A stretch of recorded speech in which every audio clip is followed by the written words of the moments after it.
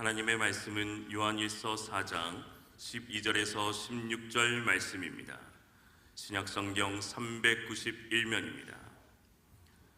요한일서 4장 12절에서 16절 말씀입니다.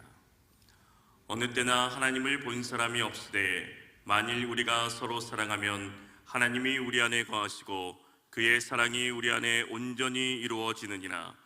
그의 성령을 우리에게 주심으로 우리가 그 안에 거하고 그가 우리 안에 거하시는 줄을 아느니라. 아버지가 아들을 세상에 구주로 보내신 것을 우리가 보았고 또 증언하노니 누구든지 예수를 하나님의 아들이라 시인하면 하나님이 그의 안에 거하시고 그도 하나님 안에 거하느니라. 하나님이 우리를 사랑하시는 사랑을 우리가 알고 믿었노니 하나님은 사랑이시라. 사랑 안에 거하는 자는 하나님 안에 거하고 하나님도 그의 안에 거하시느니라. 아멘. 오늘도 함께 하시는 하나님의 그 사랑과 은혜로 하늘의 생명을 이 땅에서도 누리는 성도님들 되어지기를 주의 이름으로 축복합니다.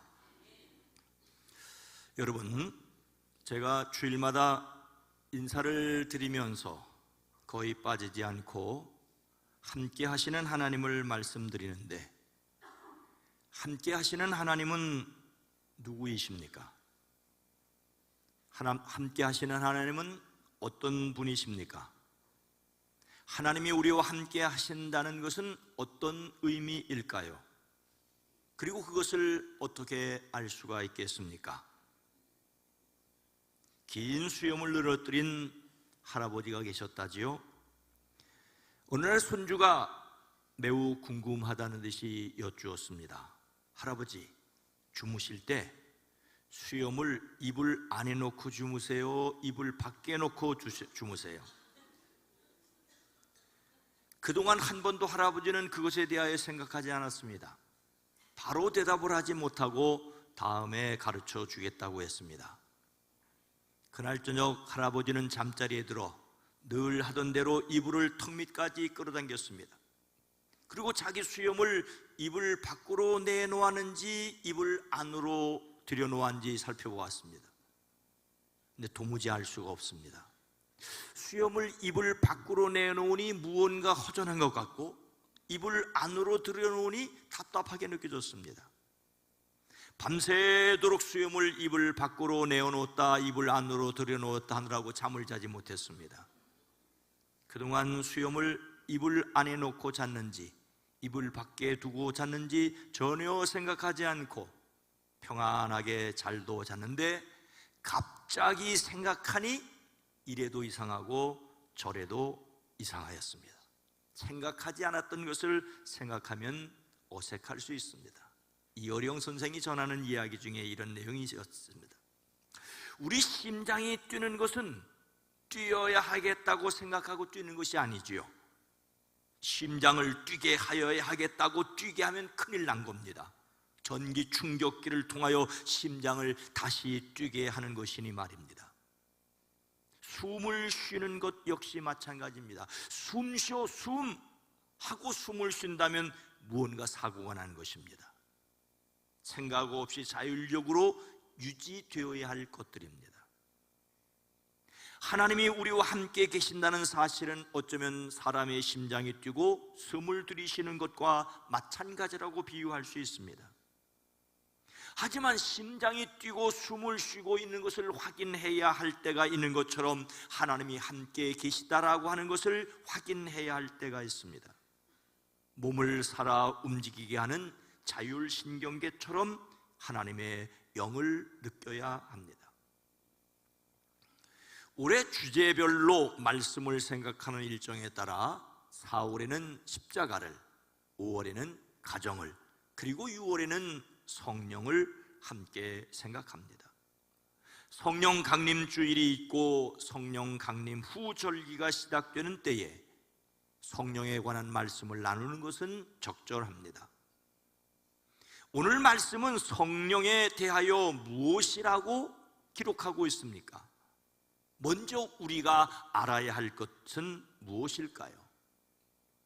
어느 때나 하나님을 본 사람은 없습니다.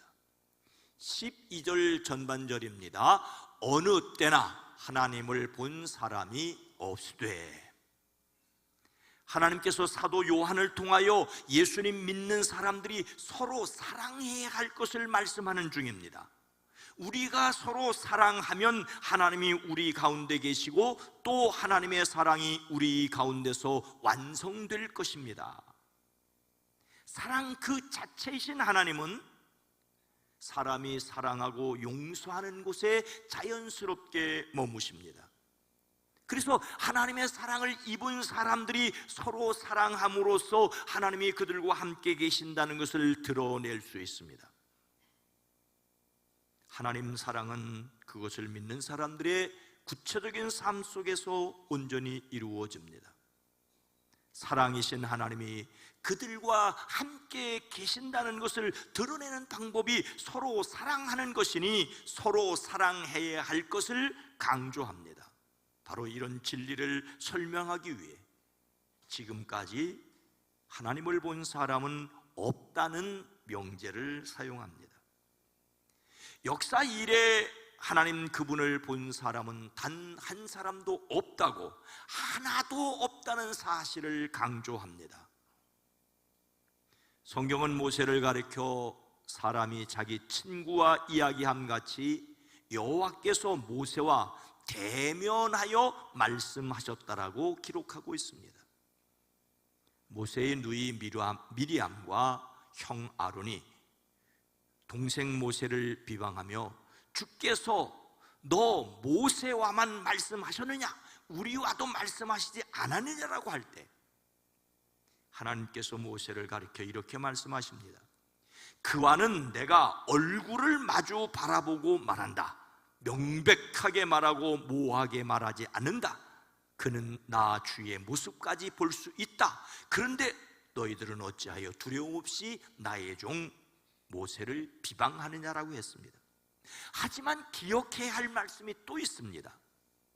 출애굽한 이스라엘을 이끌고 가나안을 향하는 모세는 너무나도 그 짐이 버거워 주께서 주님의 영광을 저에게 보여주십시오라고 간청합니다.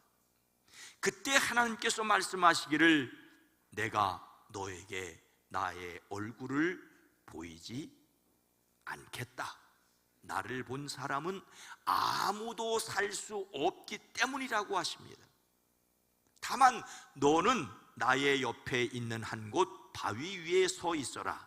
나의 영광이 지나갈 때 내가 너를 바위 틈에 집어넣고 내가 다 지나갈 때까지 너를 나의 손바닥으로 가리워 주겠다.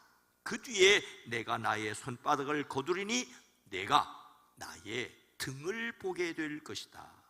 그러나 나의 얼굴을 볼 수 없을 것이다.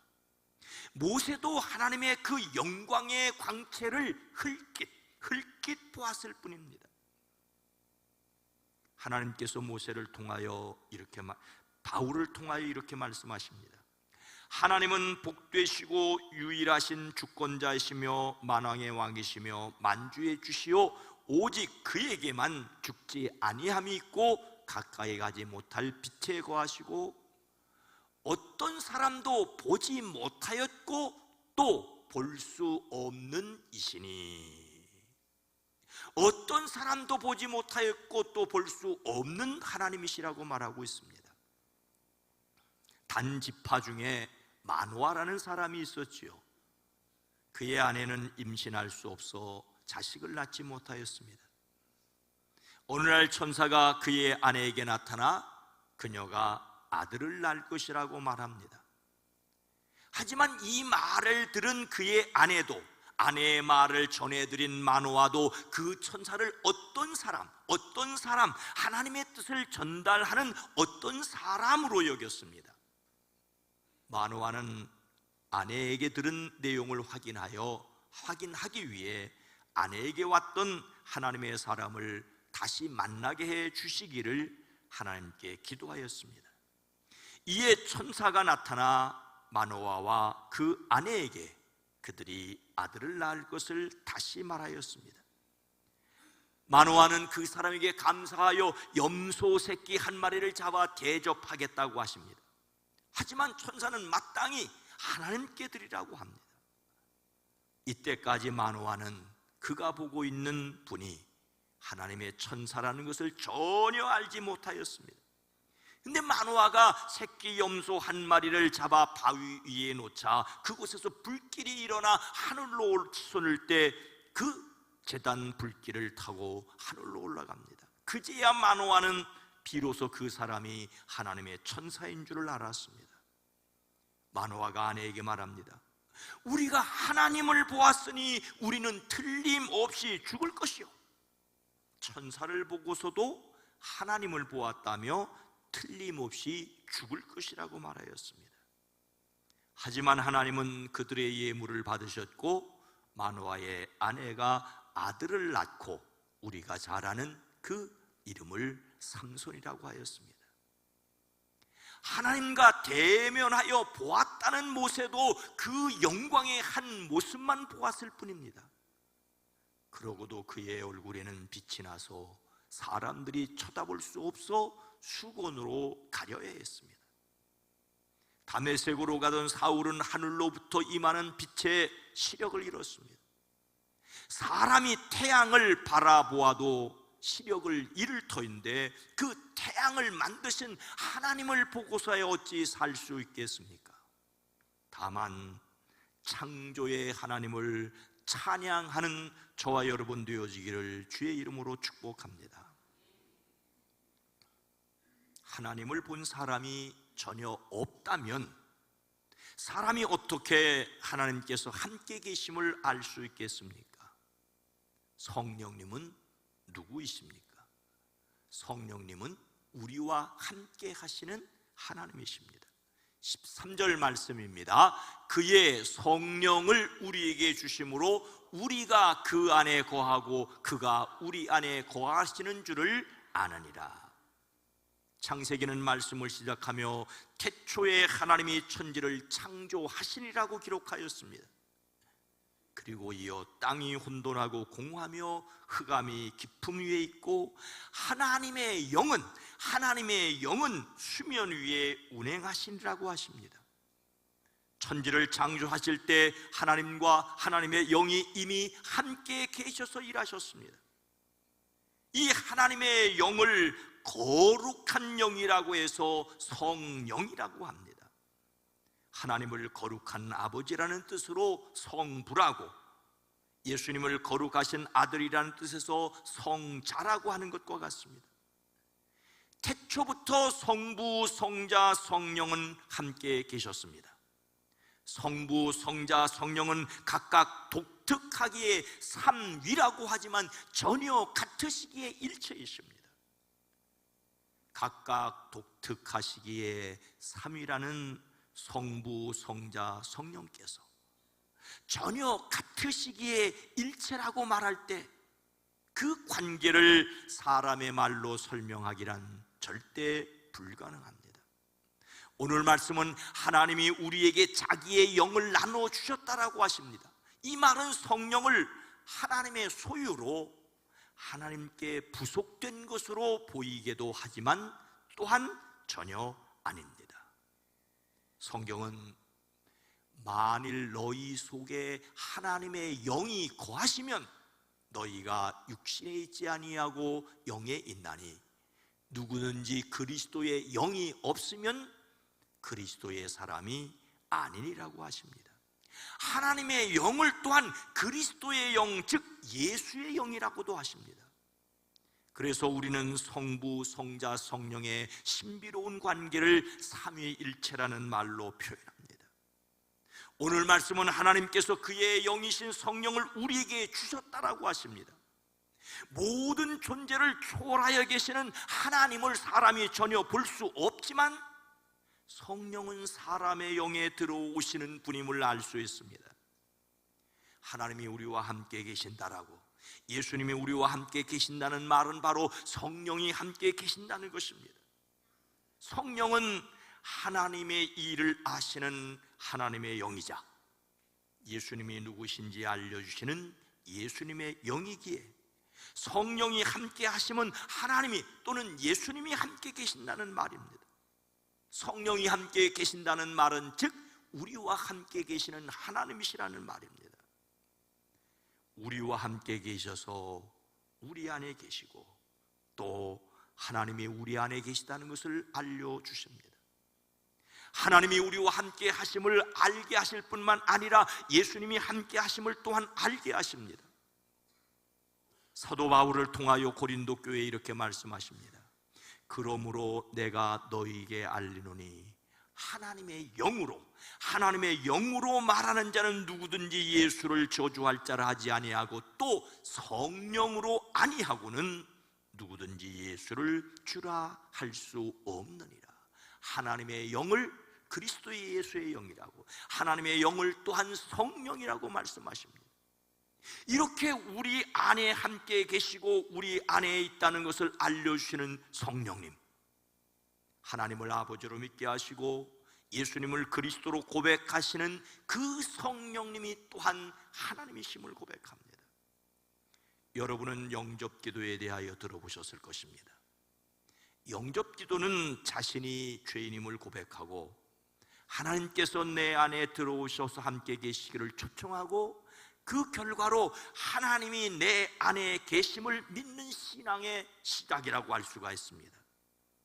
영접기도가 전부는 아니더라도 매우 중요한 이유입니다.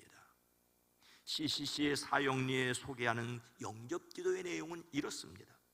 예수님, 저는 주님을 믿고 싶습니다. 예수님께서 돌아가셔서 내 죄의 대가를 치러주시니 감사합니다. 저는 지금 제 마음의 문을 열고 예수님을 나의 구원자, 나의 하나님으로 받아들입니다. 저의 죄를 용서하시고 영원한 생명 주심을 감사합니다. 예수님의 이름으로 기도드립니다. 아멘. 우리 한번 따라서 한번 해보십시다. 예수님, 저는 주님을 믿고 싶습니다. 십자가에서 돌아가셔서 내 죄의 대가를 치러주시니 감사합니다. 저는 지금 제 마음의 문을 열고 예수님을 나의 구원자, 나의 하나님으로 맞아드립니다. 저의 죄를 용서하시고 영원한 생명 주심을 감사합니다. 예수님의 이름으로 기도드립니다. 아멘. 그런데 어떤 어린아이가 이렇게 영접 기도를 드린 후 밥을 먹지 않으려고 했다지요? 왜 밥을 먹지 않으려고 하느냐고 물었더니 예수님을 영접하여 자기 안에 계시기 때문이라고 하더랍니다. 그리고 계속해서 말하기를 내가 밥을 먹으면 내 안에 계신 예수님이 내가 삼킨 밥을 뒤집어 씌고 더럽게 되기 때문이라고 하더랍니다. 자신이 영접한 예수님을 어떤 물질로 이해하는 것은 어린 아이다운 생각입니다. 그래서 내가 밥을 먹어야 내 속에 계신 예수님도 튼튼해진다고 하니까 그제야 밥을 잘 먹더랍니다. 하나님께서 보내주신 그의 영이신 성령을 자신의 영에 받아들이는 것은 그 사람에게 임한 은혜입니다. 하나님이 함께 하심을 믿는 여러분이 성령 받은 사람임을 확신하시기를 주의 이름으로 축복합니다. 사람은 하나님을 볼 수 없지만 우리와 함께 하시는 하나님이신 성령님은 예수님을 누구로 알게 하십니까? 예수님을 보이는 하나님으로 알게 하십니다. 15절 말씀입니다. 누구든지 예수를 하나님의 아들이라 시인하면 하나님이 그의 안에 거하시고 그도 하나님 안에 거하느니라. 하나님께서 그의 영이신 성령을 보내주셨다고 하면서 또한 그 아버지께서 아들을 세상에 구주로 보내셨다라고 말하고 있습니다. 성령을 세상에 보내주셨을 뿐만 아니라 그 성령을 통하여 하나님이 함께 하심을, 그리고 예수님께서 함께 하심을 알게 하십니다. 여기에서 성령께서 하시는 중요한 일이 있습니다. 바로 예수님을 하나님의 아들로 알게 하십니다. 누구든지 예수를 하나님의 아들로 시인하면 하나님이 그 안에 계시고 그 사람은 하나님 안에 있다라고 말하고 있습니다. 여기에서 우리가 믿어야 할 것과 이해해야 할 것이 있습니다. 성부와 성자 그리고 성령의 관계가 얼마나 독특하면서도 완전히 같은지 사람의 말로 설명할 수 없으니 믿어야 합니다. 하나님께서 보내신 성령을 통하여 하나님이 우리와 함께 계신 것과 또한 예수님을 그리스도로 알고 성령을 함께 계신 하나님으로 믿습니다. 그런데 이해해야 할 것이 있습니다. 바로 하나님의 아들이라는 말이죠. 우리식으로 말하자면 아버지와 아들은 격이 다릅니다. 아무리 유전자 검사를 통해 부모와 자녀가 공유하는 유전자가 99.9% 이상이라서 친자 관계가 성립했다고 판단해도 100%, 즉 똑같은 것은 아닙니다. 부모와 자식은 전혀 다른 인격입니다. 그래서 하나님의 아들이라는 말은 하나님과 다른 분으로 비슷하지만 다른 분으로 오해하게 합니다. 하지만 이것은 우리식 이해입니다. 예수님 당시 유대인들은 전혀 달리 생각했습니다. 성경이 기록하고 있는 성경의 배경은 우리의 상식과 전혀 다릅니다. 아들이라는 말은 보이지 않는 아버지를 보여주는, 보이는 하나님이라는 뜻으로 사용하였습니다. 예수님께서 예루살렘으로 올라가셨을 때 베데스다 못가에서 38배가 된 병자를 고쳐주십니다. 일어나서 내 자리를 걷어서 걸어가라고 말씀하셨고 그 사람은 곧 병이 나아 자리를 걷어서 걸어갔습니다. 근데 그날은 마침 안식일이었지요. 유대인들은 병 나은 사람에게 오늘은 안식일이니 자리를 들고 가는 것이 옳지 않다고 말합니다. 그리고 예수님께서 안식일에 이런 일을 했다고 그 일로 예수님을 박해합니다. 그러자 예수님은 내 아버지께서 이제까지 일하시니 나도 일한다고 하십니다. 바로 이 말씀 때문에 더욱더 예수님을 죽이려고 하였습니다. 그것은 예수님께서 안식일을 범할 뿐만 아니라 하나님을 자기 아버지라고 불러서 자기를 하나님과 동등으로 삼으심이었기 때문이었습니다. 아버지와 아들은 격이 다르다고 우리식으로 이해할 것이 아니라 하나님을 아버지라고 부르는 것은 하나님과 자신을 동등으로 삼으심이라는 히브리식으로 이해해야 합니다. 하나님의 아들이라는 말은 보이지 않는 하나님을 보여주시는 분이라는 뜻입니다. 예수님은 보이는 하나님이셨습니다. 성령님께서 이것을 믿게 하십니다. 예수님을 하나님으로 믿는 사람들이 성령 받은 사람들입니다. 성령께서 그 사람 안에 계셔서 그 사람으로 예수님을 하나님으로 믿어지게 하십니다. 예수님을 그리스도로 믿는 여러분, 하나님을 아버지라 기도하는 여러분, 자신이 성령 받은 사람임을 확신하시기를 주의 이름으로 축복합니다. 사랑하는 성도 여러분, 한 쪽제비가 닭을 훔쳐먹은 죄목으로 재판을 받게 되었습니다. 재판을 맡은 판사는 여기에서는 머리가 썩 좋지 않은 원숭이였습니다. 쪽제비는 머리 좋은 여우를 변호사로 샀습니다. 여우가 보니 쪽제비가 닭을 훔쳐먹은 것이 틀림없었습니다. 왜냐하면 증인이 셋이나 있었기 때문이죠. 그런데 여우는 이렇게 쪽제비를 변호하였습니다. 재판장님, 쪽제비가 닭을 훔쳐먹는 것을 본 증인은 셋밖에 안 되지만 쪽제비가 닭을 훔쳐먹는 것을 보지 못한 증인은 100도 1000도 넘습니다. 그러니 쪽제비는 무죄입니다. 말도 안 되는 변호입니다. 근데 머리 나쁜 원숭이는 머리 좋은 여우의 논리에 넘어가 쪽제비가 닭을 훔쳐먹은 것을 보았다는 확실한 증인 셋을 무시하고 잘못된 판단을 하고 말았습니다. 미국 대통령을 지낸 링컨이 변호사로 있을 때 의뢰인들에게 변호사가 얼마나 중요한지를 알려주기 위해 자주 들려주었다는 이야기라고 합니다. 그러나 확실하게 보았다는 사람은 적고 못 보았다는 사람이 많다고 해서 그런 일이 없다고 판단하는 것은 그야말로 머리 나쁜 사람들의 잘못된 판단입니다. 많은 사람이 아니라고 해서 아닌 것은 아니지요. 우리의 삶에는 상식적인 일들이 있습니다. 일반적으로 상식을 따라야 합니다. 그러나 헤아려 보면 헤아릴 수 없는 것들이 너무 많습니다. 그래서 우리에게는 믿음이 필요합니다. 성령, 우리와 함께 하시는 하나님을 믿음으로 삶에서 하나님의 능력을 누리는 저와 여러분 모두가 되어지기를 주의 이름으로 축복합니다. 거룩하신 하나님, 자비로우신 주여, 눈으로 보고 귀로 들을 수 있는 것들을 잘 판단하게 하옵소서. 하나님이 주신 지혜로 상식적인 것을 상식적으로 분별할 수 있게 하옵소서.